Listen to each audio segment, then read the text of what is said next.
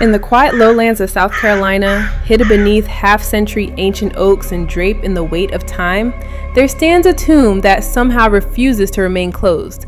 A place where stone remembers suffering, and silence carries screams. This is the story of Julia Legare, a young woman buried once and perhaps never truly laid to rest. The Legare family was one of status and wealth, part of the South Carolina low country elite in the early 1800s. They lived on Edisto Island, a place where the ocean meets the forest and the land speaks in whispers. Their lives were shaped by power, tradition, and tragedy. Julia Legare, born in 1820, was the pride of the family, known to be intelligent, graceful, and beloved by her kin. But none of that could protect her from the creeping sickness that would steal her breath and her fate. In 1842, Julia became gravely ill.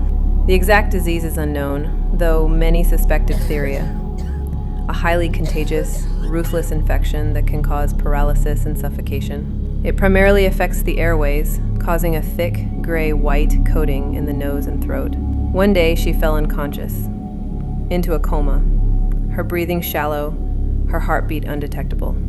Doctors pronounced her dead. In the heavy southern heat, burials happened quickly.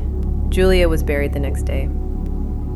Julia's body was sealed in a simple wooden coffin and interred inside the family's brick and stone mausoleum on church grounds. The iron door was shut, locked, final. But it was not the end. Days turned to weeks, and Julia awoke in total darkness, alone, trapped, but alive. 2 years later, in 1844, another member of the Legare family passed away. The tomb was opened for interment, and what they found inside changed the family forever. Julia's coffin was shattered from the inside.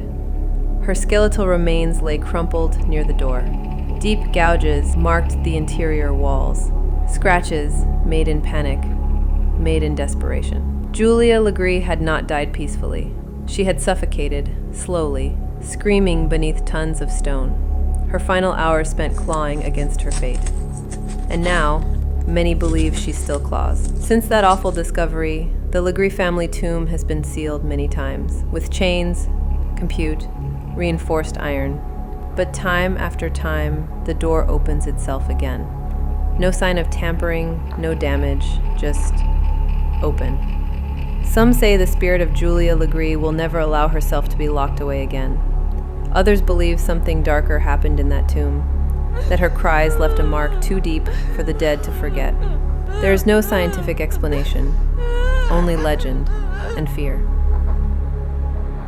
Over the years, visitors to the Edisto Island Presbyterian Church have reported strange phenomena. A woman in white walking near the tomb, cold spots surrounding the mausoleum, even on sweltering summer nights. Some claim to hear the sound of fingernails against stone. Others, a faint voice whispering, "Let me out."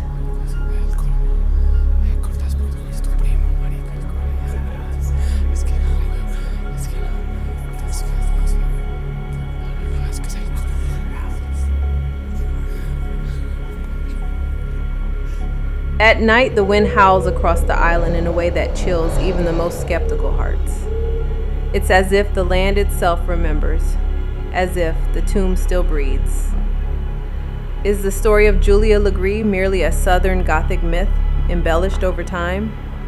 Or is it a cautionary tale wrapped in truth? We know she lived, we know she was buried, and we know her body was found broken, twisted, displaced inside her sealed tomb. That much is fact. What came after remains in the realm of legend. But in South Carolina's haunted history, the line between the living and the dead is thin. And sometimes it opens like an old iron door.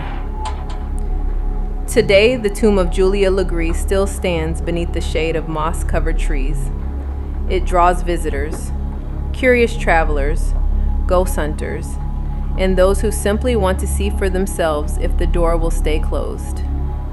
It rarely does.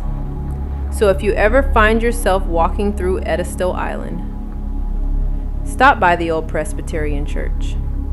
Stand before the Legare tomb. Listen carefully. You might hear the wind, or something far more human. Rest in peace, Julia, if peace is what you found.